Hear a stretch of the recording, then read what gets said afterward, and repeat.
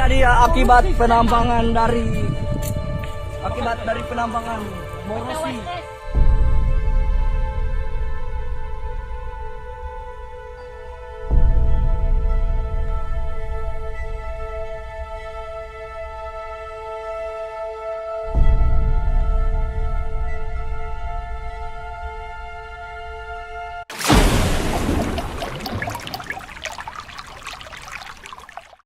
Halo kawan, Aistil Bambang di sini akan membahas topik rahasia di atas rahasia, yaitu Konawe Utara dalam situasi buruk. Ada apa dengan Konawe Utara hari ini?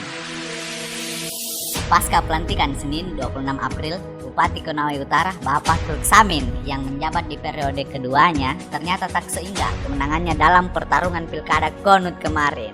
Pasalnya, kurang dari sepekan pasca pelantikannya, dia harus mengalami beberapa masalah yang dapat mengancam jabatannya. Kasihan kamu Kakanda Ruksamin.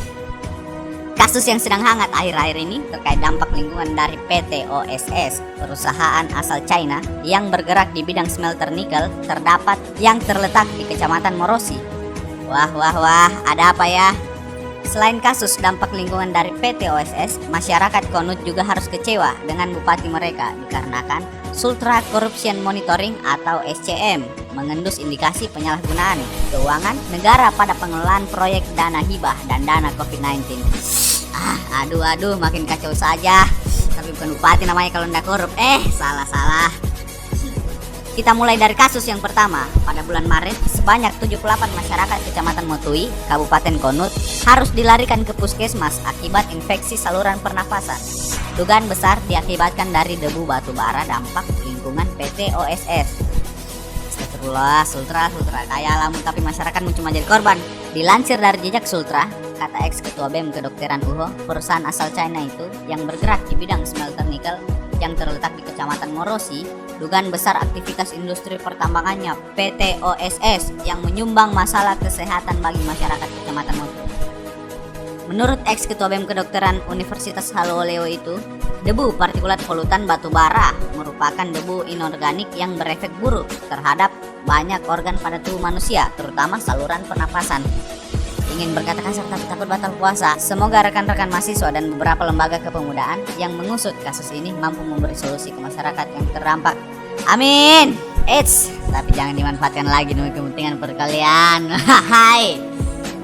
Dan semoga Bupati dan Wakil Bupati Konut sekarang mampu mensolusikan atas kasus tersebut. Kasihan masyarakatnya Bapak, harus jadi korban China? Salah. Korban tambang China? Salah. Maksud saya ingat China.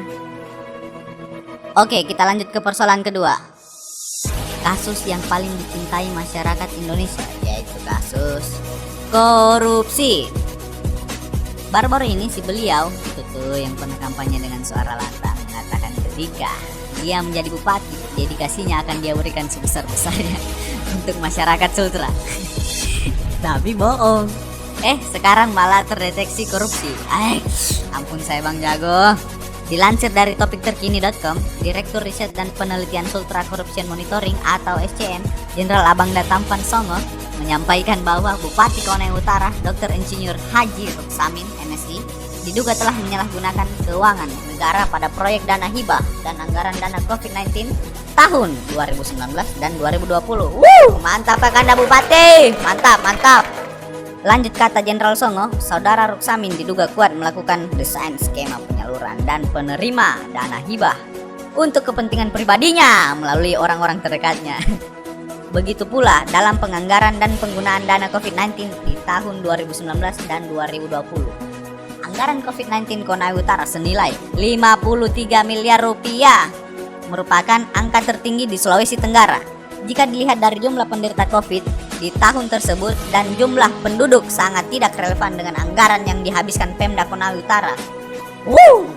Sehingga kami menduga Bupati Konawe Utara telah melakukan penyalahgunaan anggaran COVID-19 di tahun 2019 dan 2020. Ingat ya bro, 53 miliar. Itu kalau dibelikan pengasih berapa jerigen di?